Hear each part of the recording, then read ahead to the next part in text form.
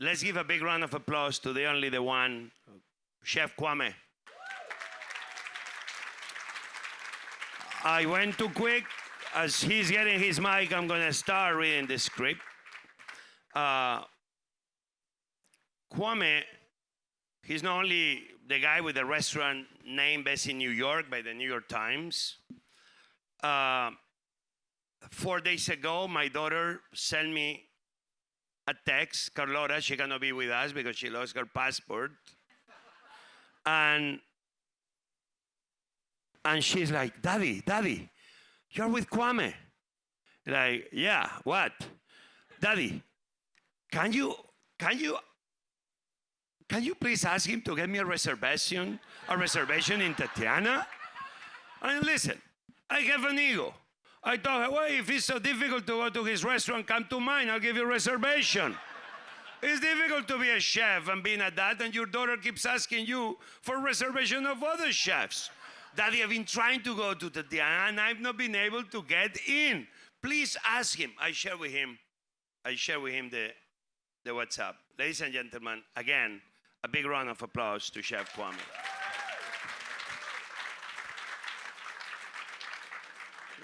So, Kwame, forgive me, because now we know each other for some time. We didn't spend a lot of time together, but we've been sharing the same city, and I love to see from early on your success. I'm supposed to know how to pronounce your last name by now. You did a great job. Oh, shit, I did it well? When you said it, I just saw subtitles underneath you, so. So I'm gonna keep calling him Chef Kwame. I forgot how I pronounced the last name right. You said Kwame Onwuachi. You did it right. Onwuachi, I did it. Yes, give it up for José Andrés, all right? Got to give yourself more credit, man. You can do it. So Kwame, it's great. It's your first time here in Cayman? Yes, beautiful. And you came with your mom? Came with my mom, Mom Dukes. Awesome. Yeah. Big kiss to Mom. I hope she's in the crowd, or she's swimming. No, she's in the water somewhere. She knows your story. She doesn't give a shit about this. She knows your story. Let me tell you, my wife never sits in my cooking classes. At the most, she's back there in the back. Today, she sat for the podcast, which I don't know if to be happy or what. You come for Kristen and Kwame, and you don't come for my own cooking classes? We need to talk, lady. So Kwame, you've been an amazing story, and you are in more ways than one, because my daughter tells me and everybody else too, you are on fire. And many people, they like to talk to you about how you started as a kid. Mm-hmm. I don't even know how many years old were you, selling candy on the subway, and you made like 20 grand in 2 months? Yes, it's a lot of candy. From selling candy in the subway? Yes. I mean, this to me alone, if you don't do anything else in your life, this looks to me like a big success. So tell us how that began. Where were you? How old were you? Well, I was about 19, and I wanted to start a catering company. It's crazy. I was working, right before I was working for Tom Colicchio at Kraft. And, I was tired of cooking other people's food. I wanted to just, get out there and cook my own. So I didn't really know how to, start my own business.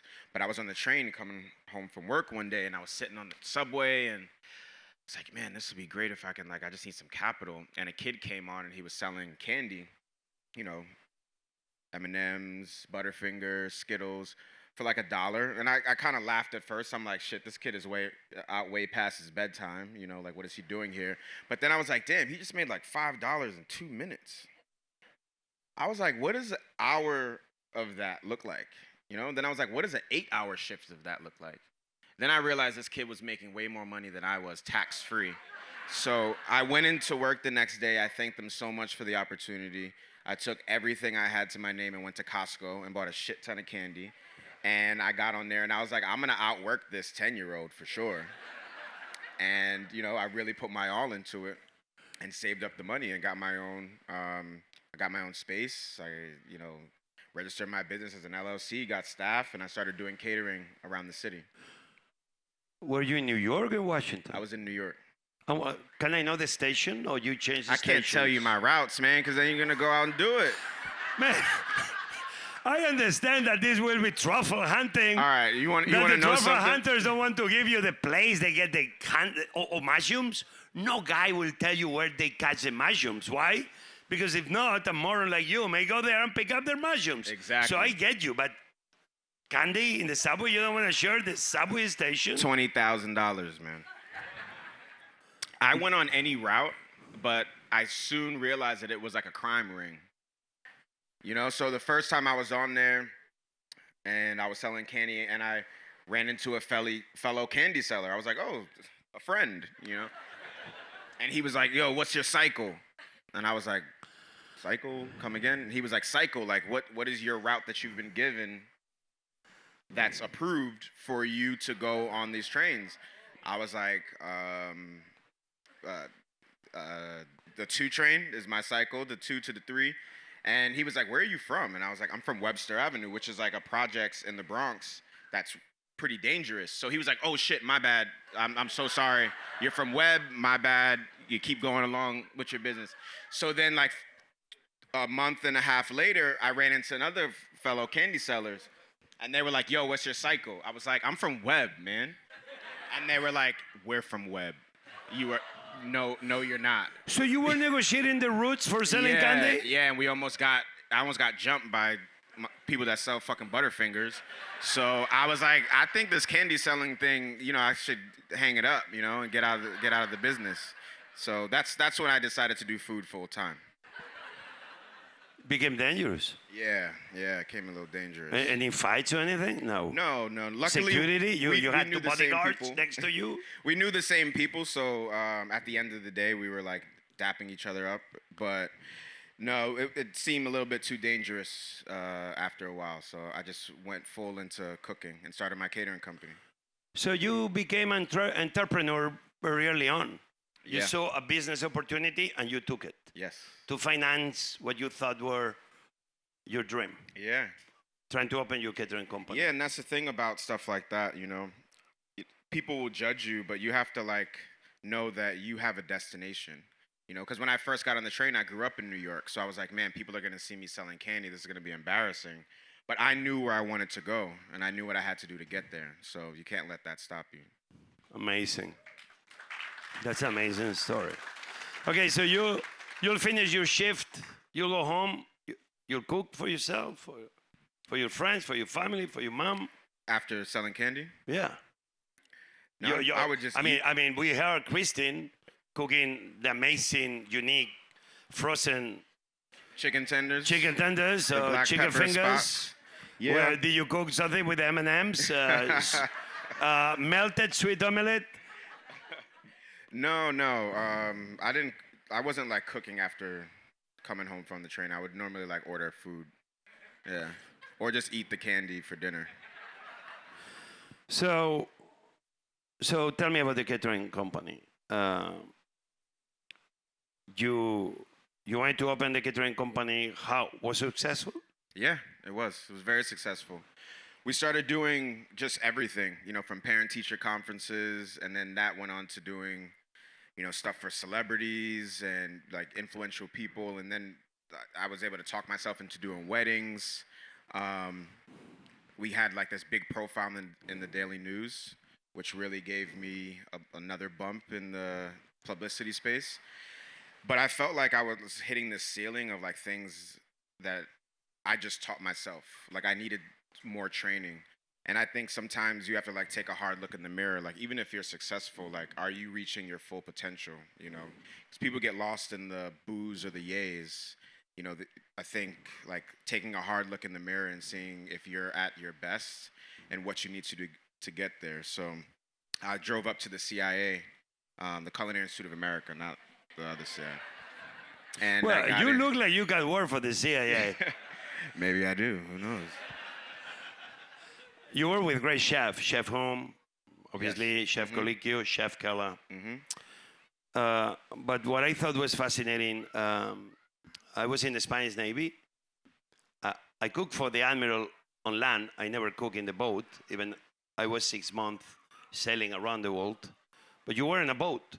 Yes. Cooking in a boat. Yes. After a big emergency. The Deepwater in 2010. Horizon. Yeah, Deepwater Horizon oil spill. That little oil spill that happened in the Gulf of the Mexico. big yeah. oil spill cleanup. So, Yes. what was that like? How long you were there? That was wild. That was wild because it was like pirates on that boat, like cleaning up the oil, And I remember taking this small boat for miles, hours and hours into the middle of the Gulf of Mexico. When I woke up, I look out and imagine like looking that way into the horizon, and it's all black as far as the eye could see. Like there was oil everywhere to the point where we couldn't be outside or else we would like pass out. But it was the first time I was in command of a kitchen by myself. You were cooking for how many people on that boat? 35 people every day, breakfast, lunch, and dinner. And I'm imagining a small kitchen. Very small, smaller than this stage here. Yeah. On the time I heard, sometimes it was rough waters that was making the cleanup more difficult. Yeah. Couldn't be easy to be cooking. Sauces flying everywhere. It was crazy. And then we had it was 2 chefs on each boat. So there was like a lead chef and then a sous chef. And we had to sleep in the same quarters, and my guy would sleepwalk and sleep talk at the same. Like, it was so crazy because he would say the most disgusting things, like, and I would be so afraid in the room. And then one night they caught him at the edge of the boat with a life vest on because he was sleepwalking, and they had to send him back home. Yeah. Interesting. Yeah, it was crazy. To lose your sous chef there. Yeah. Where is he? Under the oil. Yeah. That was crazy. Wow, lifetime experiences. So you are 34 or 35 already? 34. So you are not even 35, and you've already had a career that much older chefs will dream of. You've written a book, appear on Top Chef, and so many more. So what propels you? What's what keeps giving you, I need to keep going, I need to keep doing, I need to keep moving forward? I think it's just something that's within me. Something I've always wanted to be better than I was the day before, just a little bit better.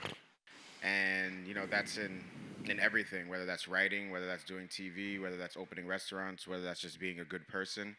And I feel I have a responsibility to keep that up and to give a voice to the inaudible.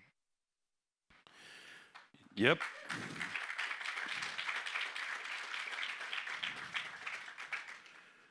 You were young when your mom thought it was a good idea for you to go back to where your father was from, Mm-hmm. Nigeria? Yes. How old were you when that happened? 10 years old. And you went there 2 years. Well, she told me I was going on a 2-week vacation to Nigeria. I quickly found out it was not a vacation at all as soon as I got there. So how this changed Kwame, the little boy, to Kwame, the grown-up person? I book my own flights now, mainly. No, I think, for me at that age, it was such a culture shock because I wasn't in Lagos. I was in a village in Nigeria. And, we didn't have running water. We didn't have electricity. If you wanted a 10-piece chicken wing bucket, you had to raise 5 chickens, and that took 6 months. So it taught me to really appreciate my food, like where it came from, and also to take true, to understand the opportunities that we have here in America that I think a lot of people don't see. You have a memoir I recommend everybody to buy and read. Notes from a Young Black Chef. This was a New York Times bestseller. Was your idea? Somebody pushed you to do the idea? Is something you kept notes? One day you wake up and you said, I need to write this. I want to share with others my story. No. I was doing something like this, and someone came up to me afterwards and said, you need to tell your story. And I was like, how much is it going to cost me? And she was like, I don't get paid till you get paid. I was like, deal, let's do this. I would never have thought to write a memoir at 24 years old when it came out, 25. But I guess it was a compelling story. So being turned into a movie too, so I guess it was interesting enough.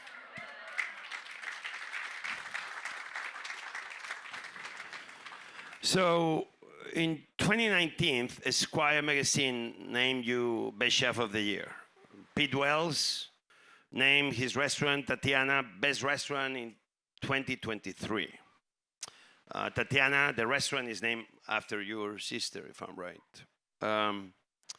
You've described your restaurant Tatiana in New York as Afro-Caribbean by way of the Bronx.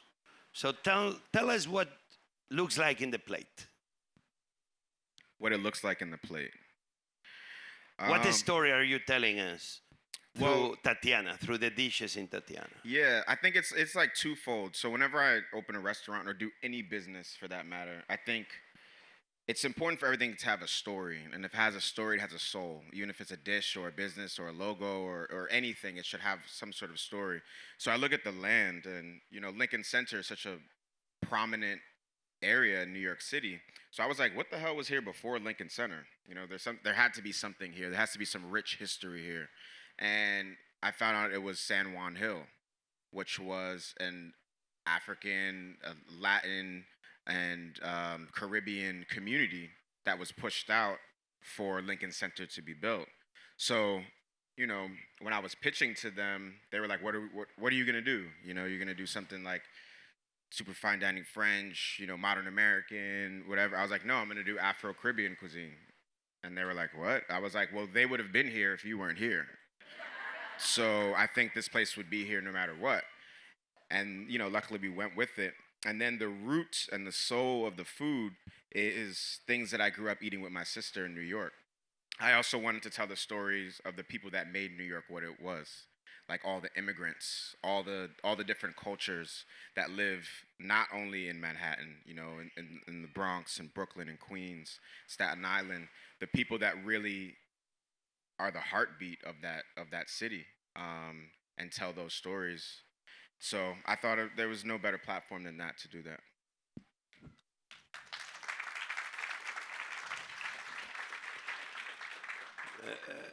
2 days ago here on the beach, the amazing party that the Cayman Cookout put, you had a booth and you had an amazing dish. I passed by and you were doing those slow cook, I don't know for how many hours or days, still pink like hell, soft like butter. And those ribs were amazing. And you had the spice that I never heard before. Not even the spice, but was the name of the ribs dish. I asked you what it means. Can you remind me the name? Yeah, it's Suya, and I'll never forget it because he was like, Kwame, what's this spice? I was like, Suya, and you walked away. And I told my chef, I was like, holy shit, José Andrés asked me about food.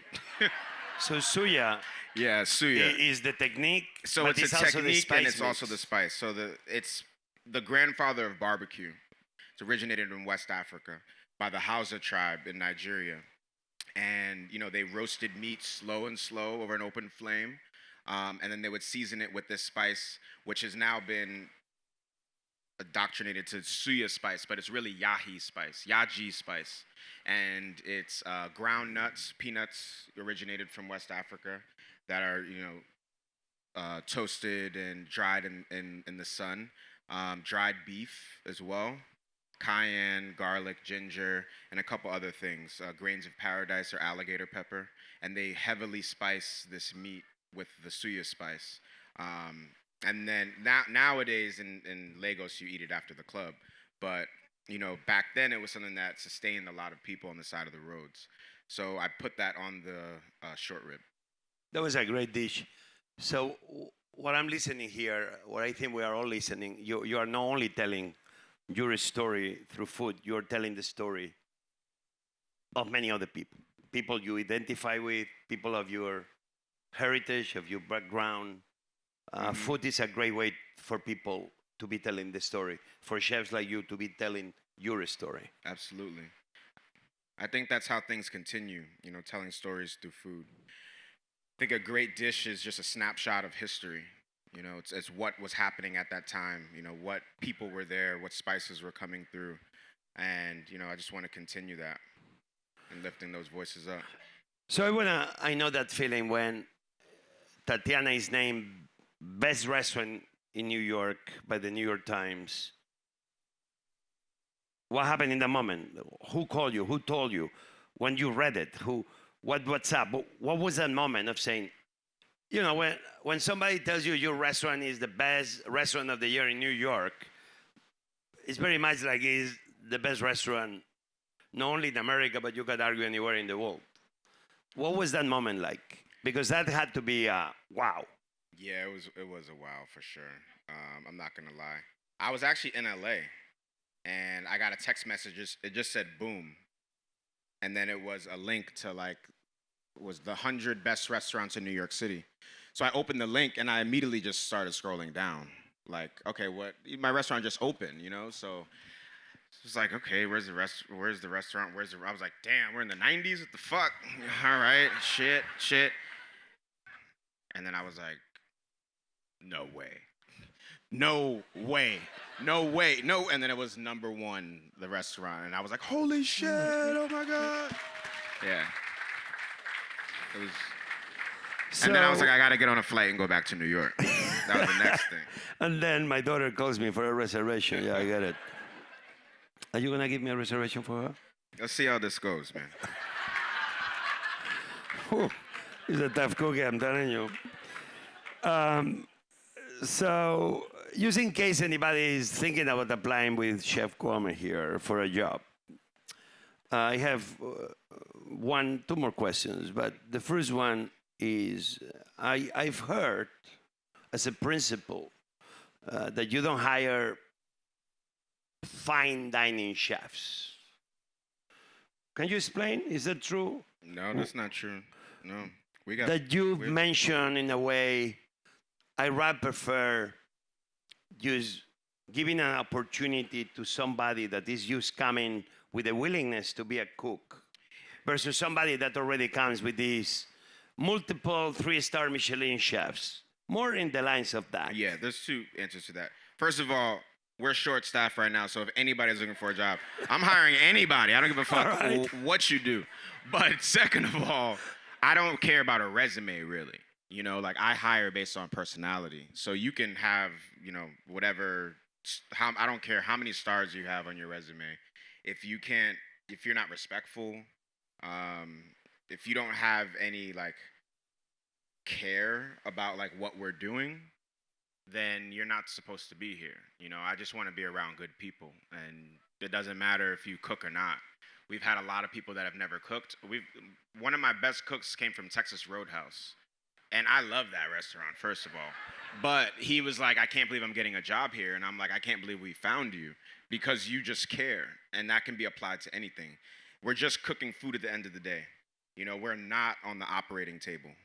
So it's much more than that in the restaurant than just putting food on a plate.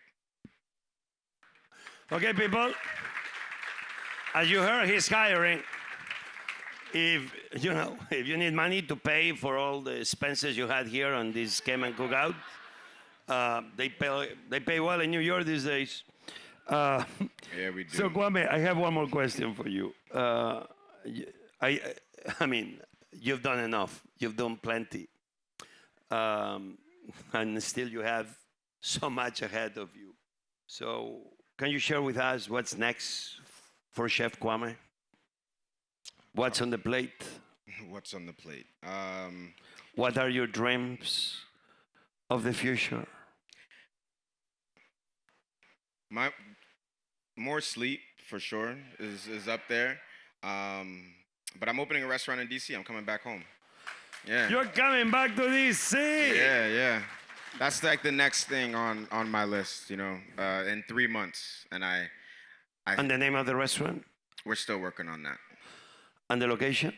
It's in the Salamander Hotel, or the Mandarin Oriental, the old Mandarin Oriental. Yeah. So my daughter will be calling me for reservations, all right? Yes. We'll get your daughter in. We'll have a table for you. So, ladies and gentlemen, I think it's time to give to a great chef, a great person. Big round of applause to Chef Kwame. Thank you. This is Longer Tables, and I hope to see you very soon in another podcast in a beach near you. Thank you.